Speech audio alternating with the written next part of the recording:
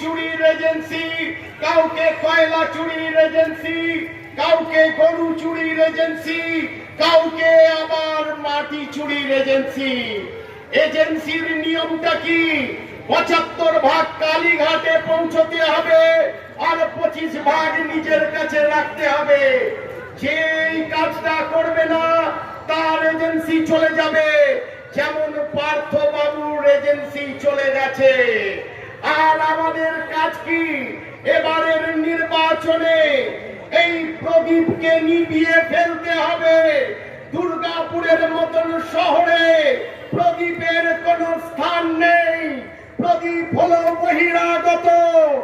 বাংলার দুর্গাপুরের মাটির ছেলে, চন্দ্রের উদয় ঘটবে আপনাদের আশীর্বাদ নিয়ে।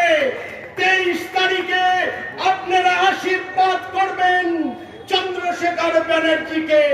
কারণ এবারের লড়াই কোন বিজেপি আর তৃণমূলের লড়াই নয়। এই লড়াই আমার বাড়ির মা বোনেদের সঙ্গে তৃণমূল কংগ্রেসের লড়াই। এবারের লড়াই আমার বেকার যুবকটা যার চাকরিটা চুরি গেছে তার সঙ্গে তৃণমূল কংগ্রেসের লড়াই। এই লড়াই আমার বাড়ির মা বোনেরা যাদের সম্মান হানি ঘটাচ্ছে এই তৃণমূল কংগ্রেস 11 সাল থেকে খেলা শুরু করে। তার সাথে কাশী বিশ্বনাথের ন্যায় প্রতিদিন সন্ধ্যাবেলায় যে দামোদর আরতি দুর্গাপুরে হয় তা আমারই উদ্যোগে, আপনাদের আশীর্বাদে আমরা সেই কাজ করার সুযোগ পাই। দুর্গাপুরের প্রতিটা রোটারি যদি ঘোরেন, বাঁকুড়া মোড় হতে পারে, শ্যামপুর মোড় হতে পারে, টাউনশিপের ধোবিঘাট হতে পারে, বঙ্কিমচন্দ্র স্ট্রিটের বঙ্কিম পথ হতে পারে, এমন একটা রোটারি দেখাতে পারবেন না আমাদের এনজিও স্বপ্ন উড়ানের উদ্যোগে, দুর্গাপুর নাগরিক সমাজের উদ্যোগে, যেখানে হচ্ছে একটা করে মনীষীদের মূর্তি, রোটারি সংস্কার, রোটারির দায়িত্ব নেওয়া, দত্তক নেওয়ার। সেদিন চেম্বুয়া থেকে ভেড়া কিনে 2টো চেম্বারে ভেড়া ঢুকিয়ে দিয়ে দুর্গাপুরে ঐতিহাসিক গণ আন্দোলনের সৃষ্টি হরিণ চুরির বিরুদ্ধে করেছিলাম। আজ সারা ডিয়ার পার্কের স্মৃতি মুছে দিয়েছে। সেখানে শিশু সাথী পার্কের নাম দিয়ে ফ্লেক্সে হরিণের ছবি আছে, কিন্তু জীবন্ত হরিণ দুর্গাপুরবাসীকে এডিডিএ বা ডিএমসি উপহার দিতে পারেনি। তার বিরুদ্ধে আমরা আজকে পরিবর্তনের কথা বলছি। আজকে যেখানে দাঁড়িয়ে আমরা সভা করছি, এই 25 নম্বর ওয়ার্ড, একটা পতাকা ছেড়ে দিয়ে চন্দ্রশেখর ব্যানার্জিকে দুর্বল করা যাবে না। আমি যখন প্রতিদিন সকালে 15 কিলোমিটার, বিকেলে 15 কিলোমিটার পদযাত্রা করে পায়ে হেঁটে বাড়ি বাড়ি মানুষের কাছে যাচ্ছি, মানুষের মুখের হাসি বলছে প্রদীপ বাবু এই বিধানসভা কেন্দ্রে পরাজিত হয়েছে। মানুষের মুখের রায় বলছে, মানুষের মুখের হাসি বলছে। আমরা সেই মানুষের মুখের হাসিকে জয় করতে চাই, আমরা মানুষের মন জয় করতে চাই। আমি কার্যকর্তাদের বলবো, তৃণমূল একটা প্ল্যান করেছে, যেখানে আমরা ডোর টু ডোর যাব, যেখানে র্যালি করব, যেখানে পথসভা করব, যেখানে বড় মিটিং করব, সেখানে জয় বাংলা স্লোগান দেবে আর আমাদের কর্মীদের উত্তপ্ত করার চেষ্টা করবে। আপনারা কেউ পাতা ফাঁদে পা দেবেন না। আমি এই মাইলজালগুলোকে খুব ভালো চিনি। রাজগঞ্জ জোনে 56টি বিধানসভাকে সম্বোধিত করছেন। সেখানে আমাদের পশ্চিমের বিধায়ক লক্ষণদা ওখানে নির্বাচনী সভার জন্য অ্যাপ্লিকেশন জমা দিলে তা রিজেক্ট করে দেওয়া হয়। আর তৃণমূলের সাথে যাদের ফিক্স প্রাইস সেটিং, সেই বামপন্থী বন্ধুরা, বামপন্থী নেতৃত্ব সেলিম বাবুকে 12 তারিখে ওখানে সবার অনুমতি দেয় তৃণমূল কংগ্রেসের নেতৃত্ব। এর থেকে বোঝা যায় তাদের সাথে কাদের সেটিং রয়েছে। তাই আমরা বড় জোরে বামপন্থী বন্ধুদের কাছে আবেদন রেখে বলেছি, আমি দুর্গাপুরের প্রাক্তন মহানাগরিক রতিন রায়ের কাছে আশীর্বাদ নিয়েছি, প্রাক্তন মহানাগরিক দিলীপ অবস্থির কাছে আশীর্বাদ নিয়েছি। আমি যারা জাতীয়তাবাদী রাষ্ট্রবাদী চিন্তাধারায় বিশ্বাস করেন, দুর্গাপুরের ভূমিপুত্র হিসাবে যারা আগামী দিন রাজনীতি করেছেন, সেই অপূর্ব মুখার্জি থেকে শুরু করে বিশ্বনাথ পাড়িয়াল থেকে শুরু করে একের পর এক নেতৃত্ব যারা দুর্গাপুরে কাজ করেছেন জনগণের জন্য, তাদেরও পা ছুঁয়ে আমি আশীর্বাদ নিয়েছি। আমি তাদের বলেছি আপনার নাগরিকত্ব পেয়েছে, আর এই নাগরিকত্বের সার্টিফিকেট যিনি তুলে দিয়েছেন এবং মন্ত্রী নরেন্দ্র মোদীজিরা, তাই আজকে টঙ্কা বাজিয়ে তারা এই সভায় প্রবাস করে প্রমাণ করছে যে হিন্দু যারা, তাদের এই বাংলায় থাকার অধিকার ভারতবর্ষের কেন্দ্রীয় সরকার দিয়েছে। তাদেরকে আমরা সাদরে আসন গ্রহণ করার জন্য অনুরোধ করছি। আমরা বলতে চাই, এবারের লড়াই হচ্ছে নির্বাচনে ভাবে সক্ষমতা আছে এমন বামপন্থী বন্ধুরা যদি কেউ কাজ করতে চান তাদের কাজে পুনরায় নিয়োগ দেওয়ার দায়িত্ব ভারতীয় জনতা পার্টি গ্রহণ করবে, এ কথা আমরা ঘোষণা করছি। যে তৃণমূল কংগ্রেসের কর্মীরা কবি দত্ত এবং প্রদীপ বাবুদের হয়ে পেটে গামছা বেঁধে টোটোতে প্রচার করছেন, ঝান্ডা লাগাচ্ছেন, আর তারা কাজ পাননি, তাদের কর্মসংস্থানের জন্য যদি আমাদের কাছে আসেন, আমরা রাজনৈতিকভাবে দলমত নির্বিশেষে আপনাদের জন্য কাজের ব্যবস্থা করব। কিন্তু যে মালগুলো মানুষের উপর অত্যাচার করেছে, তারা যদি ভাবে বিজেপি রাজনৈতিকভাবে ক্ষমতায় আসার পর বিজেপিতে ঢুকবো, এটা হতে দেবেন না। বিজেপির কোনো কার্যকর্তারা এটা করতে দেবেন না, কারণ মানুষের উপর অত্যাচার করা মানুষকে আমরা কখনো গ্রহণ করব না, এটা আমরা দায়িত্ব নিয়ে বলতে পারি। গণতন্ত্রের শেষ কথা বলে মানুষের উপর ক্ষমতা বাজিয়ে গান বাজিয়েছেন। আর এই পুলিশদের বলি, এখন তো নির্বাচন কমিশনের আন্ডারে আছেন, আর 4 তারিখে পর ভারতীয় জনতা পার্টির সরকারের আন্ডারে থাকবেন। বাকিটা এবারে হিসাবটা আমরা যেভাবে কমে গেছে, তাই এই নির্বাচনে একটি রাষ্ট্রবাদী ডবল ইঞ্জিন সরকার যদি তৈরি করতে না পারেন, 2041 সালে সনাতনীরা সংখ্যালঘু হয়ে যাবেন, তখন সেকুলারিজম আর সংবিধানের কথা চলবে না, সারিয়া কানুন চলবে। আরেক প্রার্থী এবারে আবার জিতবেন, লক্ষণচন্দ্র ঘোড়ই। তিনি এসেছেন আমার কলিগ অ্যাসেম্বলিতে। লক্ষণ ঘোড়াই পারফরমেন্স অ্যাসেম্বলিতে এত ভালো, প্রত্যেকটা লড়াইতে আমার সাথ দিয়েছে।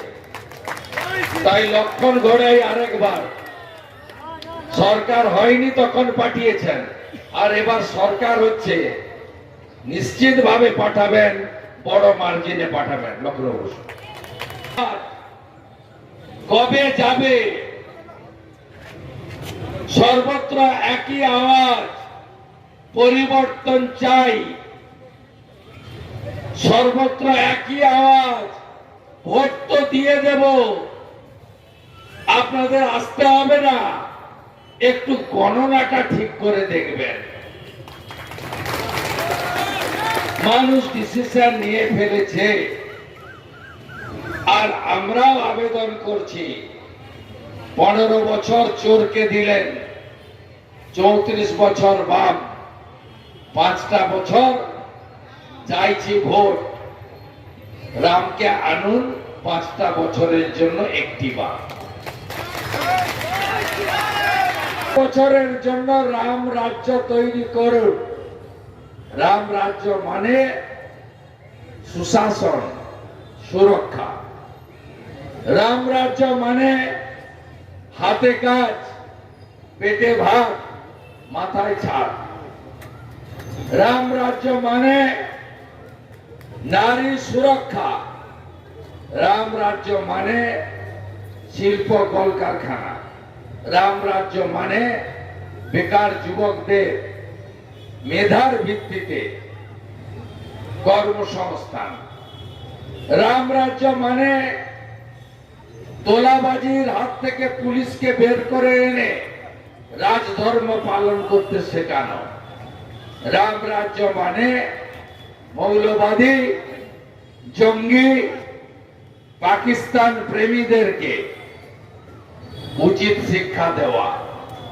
তাই সবাই মিলে রাম রাজ্য প্রতিষ্ঠা করার জন্য ভারতীয় জনতা পার্টির প্রার্থী চন্দ্রশেখর ব্যানার্জিকে 1 নম্বর বোতাম টিপে ভোটদান করবেন, এই আবেদন করি।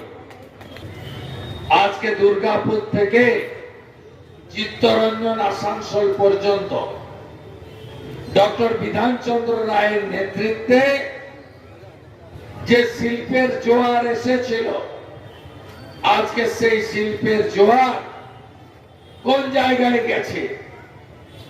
কেন ডবল ইঞ্জিন সরকার দরকার? পশ্চিমবঙ্গের বেহাল অর্থনীতিকে বাঁচাতে গেলে ডবল ইঞ্জিন সরকার ছাড়া কখনো এত বড় বড় গর্তকে রিপেয়ারিং করা যাবে না বন্ধু। বাম আমলে যেদিন ছেড়ে গেল 2011 20 মে, সেদিন থেকে আজ পর্যন্ত কয়েকটি ফিগার যদি বিশ্লেষণ করা যায়, আমরা এগোতে পারিনি। 1,98,000 কোটি টাকা ঋণের বোঝা আজ 8 লক্ষ কোটিতে পৌঁছে দিয়েছে। 5 লক্ষ পরিযায়ী শ্রমিক আজ 1 কোটিতে পরিণত। 1 কোটি বেকার আজকে 2 কোটি 15 লক্ষে পরিণত। আমাদের প্রধানমন্ত্রী বলছেন আত্মনির্ভর ভারত। আমাদের মুখ্যমন্ত্রী, বাংলায় 2টো কাজ হয়েছে। 24,000 নতুন মদের দোকান আর ডিয়ার লটারি, মেট্রো লটারি, বিক্রি হওয়া টিকিটে পুরস্কার কেউ পায় না, আনসোল্ড টিকিটে পুরস্কার লাগে। ধনলক্ষ্মী, বঙ্গলক্ষ্মী, গৃহলক্ষ্মী, পশ্চিমবঙ্গ সরকারের যে লটারি গুলো ছিল সেগুলো বন্ধ করে কাটমানির ভিত্তিতে এই লটারি আমদানি করা হয়েছে। চারিদিকে জুয়ার ঠেক, অনলাইন লোটো, আর চা দোকান পান দোকানের থেকেও বেশি মদের দোকান।